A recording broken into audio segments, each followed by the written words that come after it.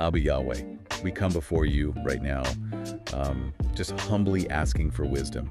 In a world that is constantly screaming for our attention, constantly trying to mold us, we ask for the supernatural strength to stand apart. Renew our minds, Father. Give us the discernment to see what is of you and what is just noise. Help us to walk that narrow path, even when the broad road looks so much more popular, so much easier. We ask all this in the mighty name of Yeshua.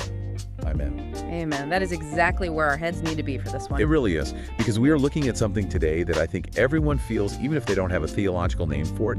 It's that, that constant low-level hum of pressure. You wake up, grab your phone, maybe before you even grab your coffee, and you were just immediately bombarded with the new trends, new outrages, new viral sounds on TikTok, new things you have to care about. It's the fear of missing out, but weaponized. It's not just about missing a party anymore, it's about missing the entire cultural moment. Right, but it feels deeper than just missing a joke, doesn't it? It feels existential. Like, if I'm not participating in the conversation the algorithm has decided is important today, do I even exist? Am I irrelevant? That is the defining tension of modern life. But for us, for those of us trying to walk out a life of obedience to Yahweh, to live as true Israelites in spirit and truth, it's not just about social anxiety. It's a spiritual battleground. And that is the mission for this deep dive. Yeah. We're looking at the friction between kingdom culture and trend culture. And we have a serious stack of sources today. We've got some fascinating psychological breakdowns on conformity, the bandwagon effect. We're also going to cross-reference that with ancient Israel's history, which is honestly wilder than most people remember, and the foundational truths in Romans, Leviticus, and Matthew. We're going to unpack why some people naturally resist the crowd and why, for a follower of Yahweh, resisting that bandwagon. Well, it isn't just a personality quirk. It is a spiritual necessity. We're talking about what it really means to be set apart in a world that demands you blend in. So let's start with the psychology of it. The odd one out. I was digging through the source material on this analysis of nonconformity. The world usually looks at the person who doesn't join the trend as the problem, right? Oh, absolutely. The outlier is the curmudgeon. The get off my lawn guy. Or worse, they're seen as arrogant. Yes. The assumption is, oh, you think you're better than us. You think you're too intellectual for this. You're cool for the current thing. Precisely. But the psychology here is surprisingly nuanced. The sources point out that people who consistently sit out trends, they're not necessarily anti-fun. They aren't trying to be superior. It just comes down to where they source their validation. So they find confidence from within, rather than needing that external social proof. Exactly. They are wired to find confidence from an internal locus of control. They don't get that same dopamine hit from the likes that the rest of the population seems, well, addicted to. They just don't need it. They don't need it. They're self-regulated. But here is where we have to make the shift, because that's just secular psychology. I want to pivot that immediately to the kingdom perspective. For the Israelite, for the believer, that internal confidence isn't just self-esteem. That's a crucial distinction, because modern psychology stops at the self. It says, you do you. But we know the self is often the problem. Correct. Kingdom psychology anchors identity in Yahweh. When your validation comes from the Creator, the validation of the crowd, it just loses its currency. It's like trying to pay with monopoly money. It simply doesn't buy anything for you anymore. You don't need the world to tell you who you are because the Torah has already defined you. Exactly. Which brings us directly to the heavy hitter in our source stack. You really can't talk about this dynamic without unpacking Romans 12.2. Do not be conformed to this world, but be transformed by the renewing of your mind. It's one of the most famous verses in the Brit Chadashah. It is. We see it on bumper stickers, coffee mugs, T-shirts. But I think because it's so familiar, we rarely digest the meat of it. We just skim it. So let's chew on it. When I hear conformed, the image that always pops into my head is Jell-O. You pour the liquid in, and the container forces it into a shape. That is actually a great analogy. It's very close to the Greek implication there. The world has a mold. It has a schema, a pattern that it wants you to take. And Paul or Shaul is warning us that this system is constantly applying pressure to squeeze you into that shape. It's active pressure, not passive. Not at all. And the source material makes a great point here that I want to highlight. Sometimes in religious circles, we get hung up on the wrong details with this verse. We think not being conformed means, I don't know, wearing denim skirts or not watching TV. Right. That is surface-level nonconformity. It's so easy to dress like a pilgrim and still have a mind that is completely conformed to the world's values. Greed, pride, selfishness. You can look holy on the outside and be a complete materialist on the inside. So you can look set apart on the outside but be totally assimilated. On the inside. Yeah, and that's a terrifying thought. It should be. The renewing of the mind that Shaul talks about isn't a wardrobe change. It's an operating system update. It's discernment. Yes. Yahweh wants his people to look at a trend, whether it's a social media challenge, a political movement, whatever, and ask a different question. The world asks, is this popular? Will this make me look good? Will this get me canceled? Right. The renewed mind asks, is this righteous? Does this align with the kingdom? That shift in questioning is everything. And it's not a new problem, is it? It's not like peer pressure was invented with the internet. If we go back to Leviticus, we see that ancient Israel was basically designed to be the original prototype for being nonconformist. They were the original counterculture. Look at Leviticus 18.3. Yahweh is incredibly specific. He says, you must not follow the practices of the land where you lived. That's Egypt. Nor imitate the ways of the nations where I am bringing you. That's Canaan. Do not imitate. I mean, that's a direct command against cultural assimilation. It is. And we have to ask why.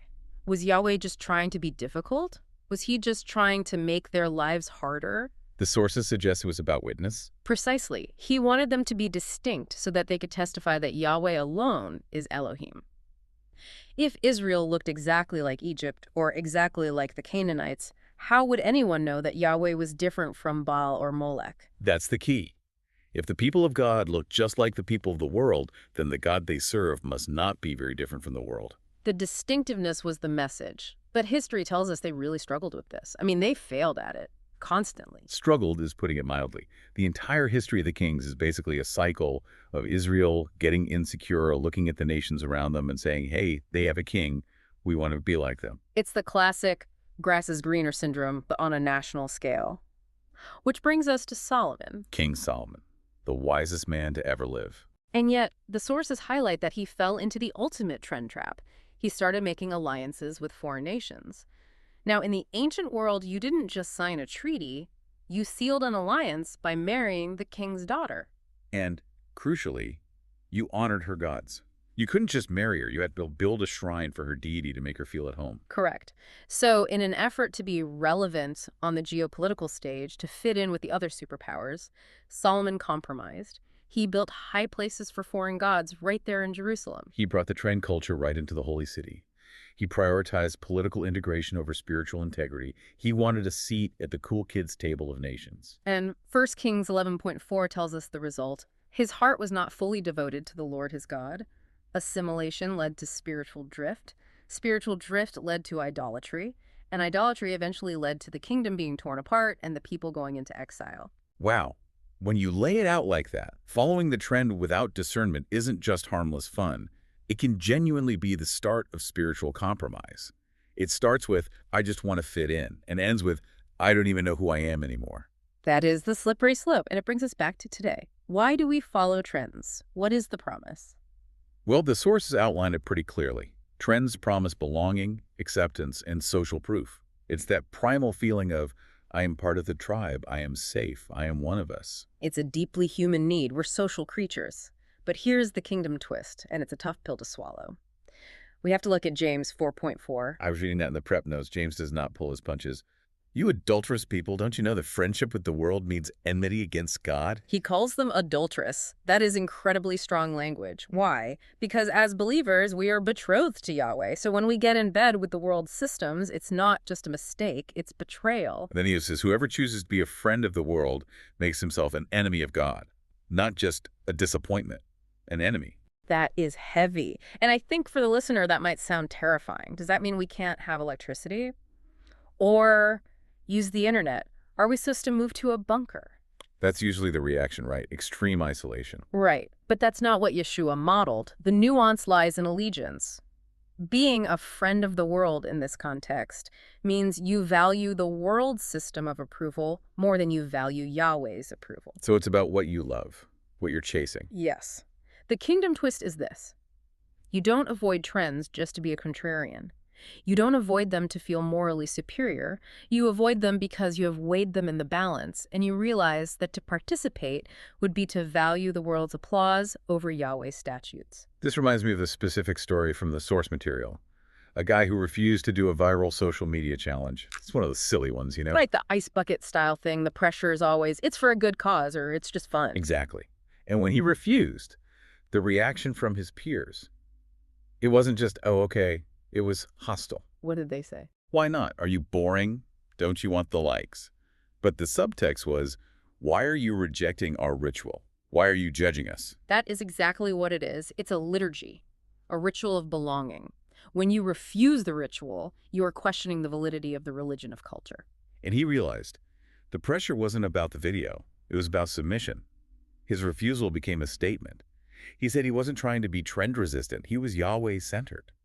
He realized spending hours on a fleeting moment of internet fame was a misuse of the time Yahweh gave him. That is powerful. It shifts the conversation from, is this sinful, which is the minimum standard, to, is this profitable for the kingdom? And it highlights how fast things move. One of the major points in the source material is about the shifting sands of ethics. This is critical for us to understand.